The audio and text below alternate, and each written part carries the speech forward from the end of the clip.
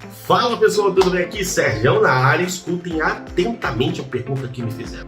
Sergião, se os narcisistas eles têm comportamentos constantes, permanentes e repetitivos e eles não mudam a sua condição, quer dizer que eles não têm culpa de serem assim. Quer dizer que a gente não pode aí, colocar nenhuma culpabilidade em tudo que eles fazem. Isso procede? Pois é, pessoal, essa pergunta desafiadora eu resolvi responder aqui neste vídeo. Então ele é imperdível para você. Vai até o final que você vai se surpreender. Combinado? Então, respire fundo, põe em cintos e bora pro vídeo.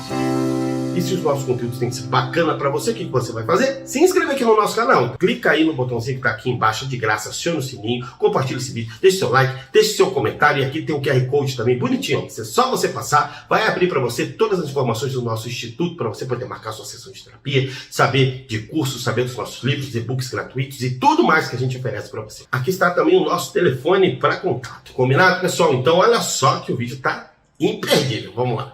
Pessoal, existe aí um protocolo científico muito interessante que foi criado por René Descartes. Descartes dizia o seguinte: diante de um fato a ser estudado, você precisa bombardear aquele fato de todas as perguntas possíveis e imagináveis. Se aquele fato responder positivamente todas as perguntas, significa que é uma verdade. Ou seja, todo estudo científico, o cientista, ele precisa pegar ali o seu objeto de estudo e ele precisa fazer todas as perguntas possíveis. Se este objeto responder positivamente, então significa que aquilo é real, que aquilo é verdadeiro, que aquilo é verossímil e confiável. Então, diante disso, o que o Sergião fez? Eu peguei todo o perfil do transtorno de personalidade narcisista e comecei a fazer um bombardeamento de perguntas para ver se eles me respondiam. Me respondiam o quê? Primeiro, se narcisistas, pessoal, tem curas, tem como criar aí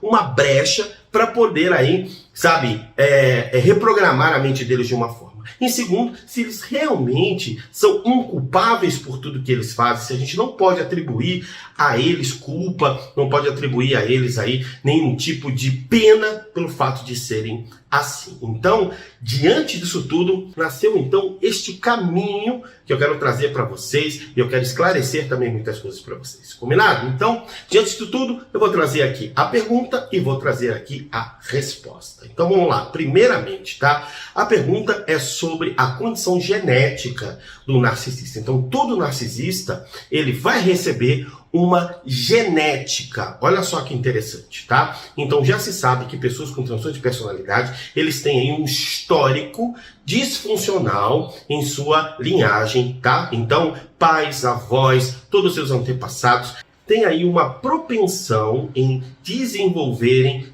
comportamentos disfuncionais, comportamentos antissociais, ou seja, históricos de pessoas com psicopatia, com sociopatia, com narcisismo, problemas emocionais, problemas mentais. Ou seja, o narcisista vai trazer aí na sua corrente sanguínea células que vão trazer este código comportamental em sua genética, tá? Que vai trazer para eles aí uma potencialidade em desenvolverem o narcisismo. Então, você deve estar pensando assim: nossa, então se eles têm genes aí de narcisismo, então quer dizer que não tem jeito, eles vão desenvolver o narcisismo. Olha só, acredita que não? Por quê? Porque existe uma coisa chamada epigenética. Então, por mais que a pessoa receba genes defeituosos, genes problemáticos, não significa que ela vai desenvolver. Por exemplo, uma pessoa que recebeu aí o gene do alcoolismo. Então, a pessoa tem uma família,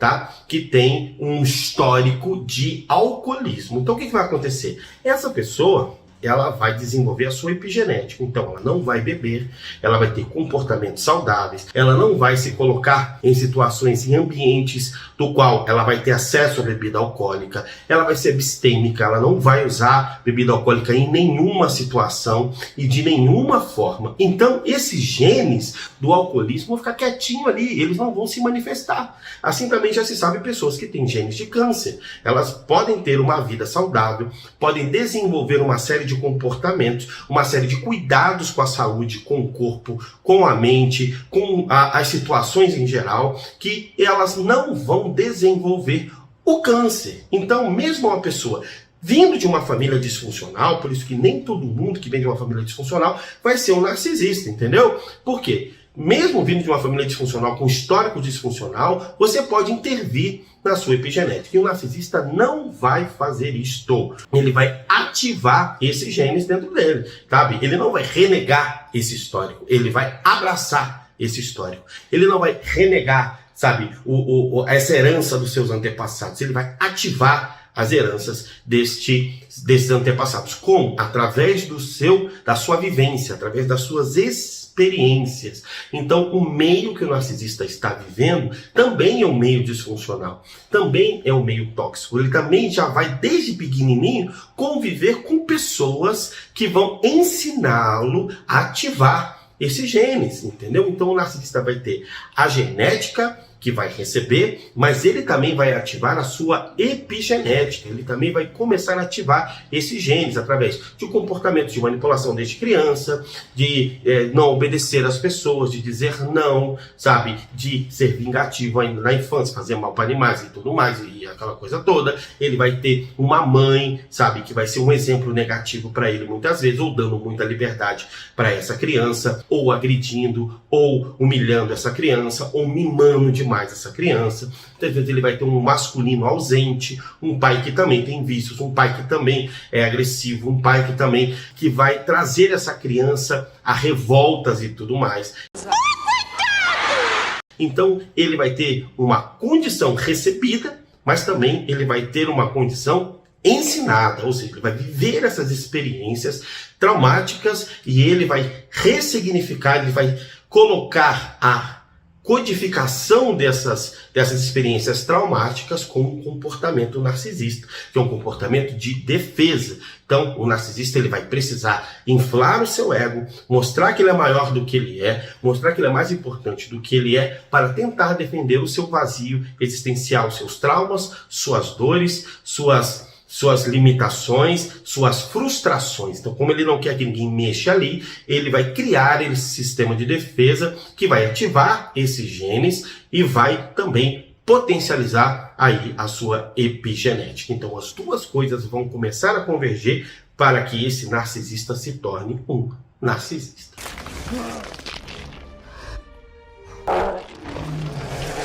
Segundo, no meu último vídeo, eu coloquei aqui que o narcisista ele tem uma condição na sua ínsula anterior, do qual ela é menor e também ela tem pouca massa cinzenta. Ou seja, o cérebro do narcisista ele é defeituoso. Ele vem já com uma condição da qual a ínsula, que é responsável pela compaixão, pela empatia, ela praticamente não se comunica com todo o seu cérebro. Então o narcisista não vai ter a capacidade de gerar empatia. Aí você pergunta assim: bom, se o cérebro vem defeituoso, não tem que fazer nessa jogada. Então o narcisista realmente não tem jeito. Pois é, entenda uma coisa, existe algo chamado neuroplasticidade. Olha só que interessante. Pessoas que sofreram traumas cerebrais, por exemplo, existem relatos de pessoas que chegaram a perder metade do seu cérebro, ou seja, perderam um hemisfério inteiro.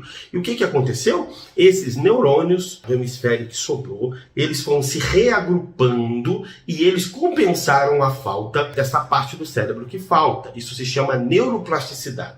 O cérebro ele tem um sistema compensatório. Então, se você tem problema numa área, os neurônios ali se reagrupam e eles compensam esta falta, gerando aquilo que falta numa área específica do cérebro, entendeu? Então, por exemplo, existem pessoas que nasceram sem a glândula pineal, que, por exemplo, ela é responsável pela produção de melatonina e de serotonina. E mesmo assim, essas pessoas têm aí um índice de serotonina e melatonina ali normal. Mas como isso pode se não tem a glândula? Por quê? Porque uma outra área do cérebro vai se reagrupar ali, sabe? Os neurônios vão se reagrupar e vão produzir a serotonina e a melatonina em outra área já para compensar a área defeituosa. Então, isto pode acontecer, essa neuroplasticidade. Com o narcisista, essa neuroplasticidade não acontece. Por que não acontece? porque eles não vão ativar o seu cérebro para a mudança, já que eles estão nesse meio tóxico, eles aprenderam a viver assim. Então o narcisista ele vai ver a falta de empatia como um ganho e não como uma falta. Ser uma pessoa com um comportamento intransigente, soberbo, ele vai ver isso como um ganho e não como uma falta.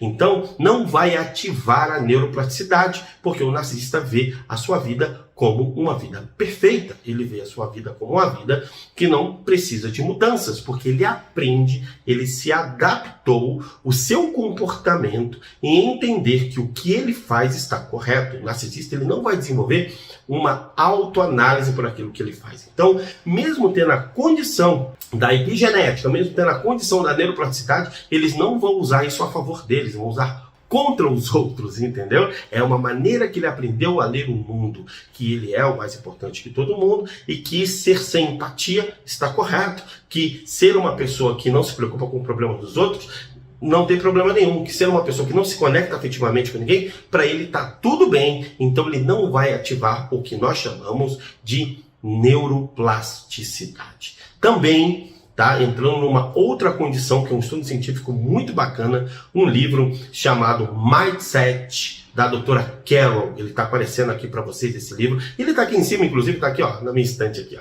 Então, esse livro é magnífico. Por quê? A doutora Carol, ela descobriu que existem crianças que têm uma predisposição a terem um mindset moldável, tá? Ou seja, crianças que gostam de aprender, que gostam do novo, que aprendem com os erros, crianças que estão sempre predispostas a novos desafios, com a mente aberta para aprender e reaprender situações, aprender e reaprender coisas que elas não sabiam, são curiosas pelo novo, curiosas por pessoas, curiosas por conhecer e desenvolver afetos. E também existem crianças que têm uma mentalidade rígida, ou seja, elas não abrem a sua mente para mudanças, elas já vêm com a mente fechada. E qual que é a diferença da mente e do cérebro? Só sendo rapidinho aqui para vocês entenderem. O cérebro é a parte física. Então imagine um computador, né? O cérebro ali é o hardware, é a parte física, onde tem o teclado, a tela, onde você toca. Então o cérebro é um órgão físico, do qual tem a mente, que ela usa este cérebro. Então a mente é como se fosse o sistema operacional, entendeu? O programa que roda dentro daquele computador. Como, por exemplo, seu computador deve ter aí o Windows, seu celular deve ter aí, por exemplo, esqueci. O seu celular deve ter aí um programa que roda. Esqueci o nome do programa, tá? Então, por exemplo, o seu computador tem este programa que roda. Então, a mente é o programa que roda na sua mente. Então, imagina o narcisista, ele tem uma mente já rígida. Inclusive, um dos comportamentos que nós precisamos ressaltar do narcisismo é a inflexibilidade. Narcisistas são inflexíveis. Eles não são abertos a mudanças, eles não são abertos ao diálogo, eles não são abertos ao novo. São fechados como uma ostra. E diante disso, fica impossível qualquer tipo de influência externa para a mudança desse comportamento interno. Então, terapia, aconselhamento, se submeter a algum tipo de grupo, algum tipo de conversa, algum tipo de orientação externa se torna completamente inviável para o narcisista, porque ele tem este mindset rígido, fechado, eles não estão abertos à sua mudança. Então é impossível, nesse caso, alguém entrar ali e alterar o comportamento do narcisista por ter esta mente fechada,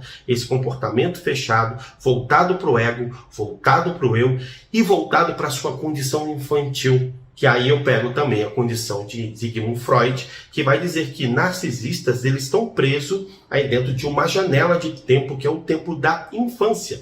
Então o narcisista ele não tem ideia de tempo, ele quer tudo no tempo dele, ele não tem ideia de autonomia. Como a criança é dependente dos pais para dar o que quer, o narcisista também ele vai ser um dependente aí das suas vítimas, das pessoas que convivem com ele, para dar aquilo que eles querem na hora que eles querem. Por isso que o narcisista quer atenção na hora certa, quer carinho na hora certa, quer que as pessoas mundo pare por ele na hora certa. Então, o narcisista ele tem uma condição, inclusive, da sua psique que está parado no tempo da infância. Então, por isso que ele tem comportamentos infantis. Eu tenho um vídeo aqui também falando sobre isso, sobre o que Freud fala sobre o narcisismo. Então, o narcisista, gente, olha só que incrível, sabe? Ele vai se comportar igual uma criança. Ele vai, quando ele recebe um não, ele vai bombardear de amor para tentar manipular para conseguir o que quer, né? Ai, minha linda, eu te amo, me dá o que eu quero aqui. Ou ele vai para um outro processo, que é o processo de agressividade. Então, a criança se joga no chão, faz pirraça, se esconde, faz contato zero e por aí vai. Entendeu? Então, gente, presta atenção. É muito importante vocês terem em sua mente. Uma pessoa que está dentro de uma janela infantil, ela se torna inacessível. Por quê? Porque o narcisista ele vai criar, assim como a criança, a ideia de ganho. E olha só o que eu vou dizer para vocês. Já se sabe, através da neurociência, da programação neurolinguística, que você só pode mudar um comportamento quando você não vê mais ganho nele. Então, o narcisista ele sempre vai ter comportamentos que ele visa um ganho imediato, entendeu? Então, ele não vai mudar o seu comportamento nunca. Por quê? Tudo que ele faz, ele vai ter um ganho. Então, se ele está com você, ele está ganhando com você, está sendo muito bom essa interação com você, ele fica. No momento que você vai ficando mal, o que ele faz? Ele descarta e vai para um outro ganho. Então ele vai sempre perseguir um ganho. Ele não entende o que é trabalhar pelo relacionamento, trabalhar por uma pessoa, trabalhar por um projeto, sabe? Não, ficou difícil, ele troca e vai para outro lugar. Assim como a criança, quando acaba o doce aqui, ela pega o doce de lá, acaba o sorvete daqui, ela vai procurar o sorvete em outro lugar. Ela não entende que ela tem que trabalhar, ganhar o dinheiro para comprar o sorvete dela. Então o narcisista não vai desenvolver o que nós chamamos de autorresponsabilização. Gravem bem essa palavra. Todo adulto é responsável. Você conhece a criança porque a criança é uma irresponsável. Ela não tem responsabilidade. A criança, quando acaba o leite, ela chora, ela quer o leitinho na mão dela. Pronto, ela não entende que aquilo custou dinheiro. Todo adulto maduro, ele entende a responsabilidade. Mesmo com dor de cabeça, você precisa trabalhar. Mesmo cansado, você precisa trabalhar. Mesmo tendo uma noite ruim, você precisa levantar, tomar um banho e trabalhar. Responsabilidade. Pagar suas contas no dia, honrar aí os seus déficits e tudo mais. E ser uma pessoa honesta e uma pessoa transparente para o mundo. Então o narcisista não vai desenvolver isso. Ele vai ser sempre um irresponsável afetivo, um irresponsável emocional, uma criança presa dentro de um elo perdido da infância. Então essa condição da psique também vai fazer e impedir que o narcisista saia da sua condição.